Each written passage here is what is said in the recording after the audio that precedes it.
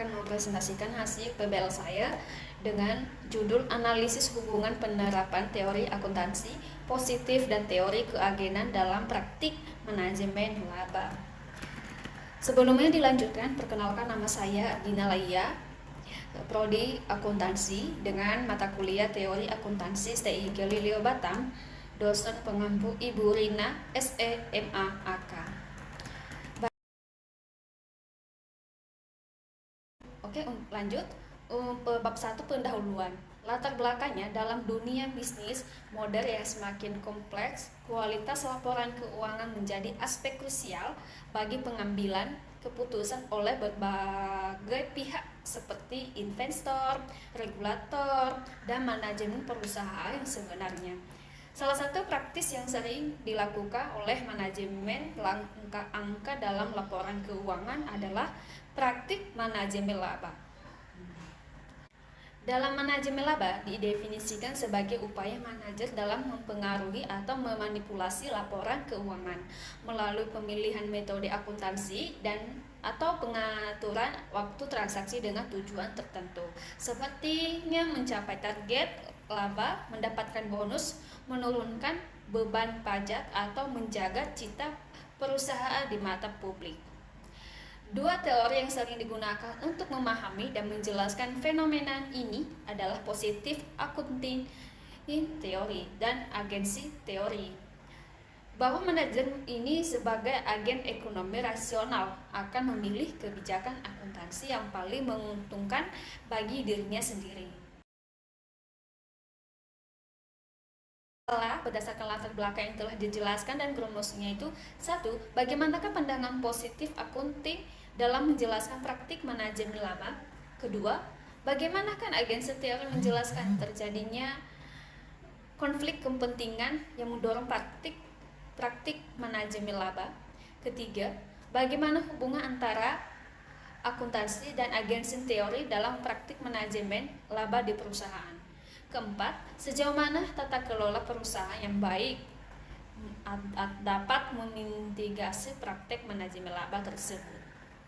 Tujuan penelitian saya ini untuk menganalisis, memahami keterkaitan teori akuntansi positif dan teori keagenan dalam menjelaskan praktik manajemen laba, seperti untuk memahami bagaimana positif akuntansi teori untuk dapat melakukan praktik manajemen laba tersebut. Kedua, untuk menganalisis peran agensi teori dalam mengidentifikasi konflik kepentingan antar manajer dan pemilik yang memicu praktik manajemen laba. Dan ketiga, untuk mengkaji hubungan antara akuntansi dan agensi teori dalam konteks praktik manajemen laba. Yang terakhir, untuk mengevaluasi peran tata kelola perusahaan yang baik dalam meminimalisasikan praktik manajemen laba tersebut. Manfaat penelitian saya untuk menambahkan pemahaman mengenai hubungan antara positif accounting teori dan agensi teori dalam praktik manajemen laba, serta memberikan wawasan praktik tentang penting tata perusahaan dalam mencegah manipulasi laporan keuangan tersebut. Dengan metode penelitian ini, reviewnya literatur untuk menganalisiskan pengaruh penerapan teori akuntansi positif dan teori keagenan dalam praktik manajemen laba untuk bertujuan mengintegrasikan temuan empiris dan menyeluruh tentang hubungan antara kedua teori tersebut. Artikel ini untuk merangkum, memberikan interpretasi kritis terhadap hasil penelitian yang ada sehingga dapat menawarkan wawasan yang lebih mendalam bagi akademis dan praktis. Tinjauan pustaka ini positif accounting teori ini dikembangkan oleh Watts dan Zimmerman 1978 yang berfokus pada pemahaman perlakuan akuntansi. Bukan hanya normal pihak ideal, teori ini juga bisa mengidentifikasikan bahwa keputusan akuntansi seringkali didasarkan pada masalah perusahaan serta kebutuhan berbagai pihak yang berkepentingan dalam laporan keuangan. dan menekankan pentingnya mengukur kinerja sebagai bagian dari proses pengambilan keputusan. Positif akuntan teori ini menjelaskan bahwa manajemen memilih kebijakan akuntansi untuk memaksimalkan kepentingan ekonomi melalui 3 hipotesis. Satu, bonus plan hypothesis, yaitu untuk mengungkapkan bahwa manajer cenderung memilih kebijakan akuntansi untuk meningkatkan laba agar memenuhi target bonus. Kedua, debit hypothesis untuk menjelaskan bahwa perusahaan mendekati batas pelanggaran perjanjian utang cenderung memilih metode akuntansi yang bisa untuk meningkatkan laba dalam periode berjalan. Dan terakhir, political cost hypothesis mengungkapkan di mana perusahaan besar atau strategis seringkali menurunkan laba untuk mengurangi perhatian atau regulasi pemerintah. Dalam penerapan teori akuntansi positif ini juga relevan dalam konteks global, di mana perbedaan budaya dan sistem hukum mengaruhi cara perusahaan menerapkan kebijakan akuntansinya. Misalnya di negara-negara dengan tingkat perlindungan investor yang rendah, perusahaan cenderung lebih agresif dalam melakukan manajemen laba untuk menarik perhatian investor atau mempertahankan hubungan dengan kreditor. Implikasi praktik dari teori akuntansi positif tersebut ini ada beberapa. Pertama, pengambilan keputusan manajerial. Yang kedua, mengembangkan kebijakan regulasi. Untuk kebijakan regulasi ini biasanya wawasannya dalam teori akuntansi positif untuk merancang aturan yang membatasi fleksibilitas akuntansi sehingga mengurangi peluang untuk terjadinya manipulasinya. Teori keagenan ini menjelaskan hubungan kontraktual antara pemilik perusahaan dan manajer yang diberikan kepercayaan untuk mengelola perusahaan. Dalam hubungan ini seringkali terjadinya konflik kepentingan karena manajer mungkin memiliki tujuan yang berbeda dengan pemilik dan memiliki informasi yang lebih lengkap gitu. Dan konflik ini dapat memicu perilaku oportunistik dari manajer seperti melakukan manajemen laba demi keuntungan pribadi. Oleh itu dapat diperlukan mekanisme pengawasan dan tata kelola perusahaan yang efektif untuk meminimalkan risiko konflik dan memastikan manajer bertindak sesuai dengan kepentingan pemilik tersebut. Manajemen laba ini adalah suatu tindakan yang dilakukan oleh manajemen perusahaan untuk memengaruhi laporan keuangan dengan tujuan tertentu, baik untuk meningkatkan kinerja perusahaan secara memenuhi target seperti laba yang diharapkan oleh investor atau pihak ketiga lainnya. Praktik ini dilakukan dengan digunakan secara fleksibilitas dalam standar akuntansi sehingga tetap berada dalam batas legal namun dapat mengurangi kualitas informasi akuntansi yang disajikan. Manajemen laba ini dilakukan ada dua. Satu, manajemen laba akrual yang dilakukan dengan memanipulasi akun-akun akrual tanpa mengubah arus kas aktual.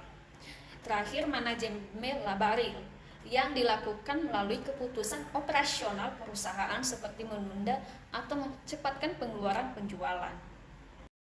Dengan perspektif positif akuntansi teori terhadap manajemen laba ini biasanya akan memilih kebijakan akuntansi yang dapat meningkatkan kesejahteraan mereka. Misalnya mendekati akhir periode kontrak, jadi manajer cenderung meningkatkan laba agar memenuhi target bonus.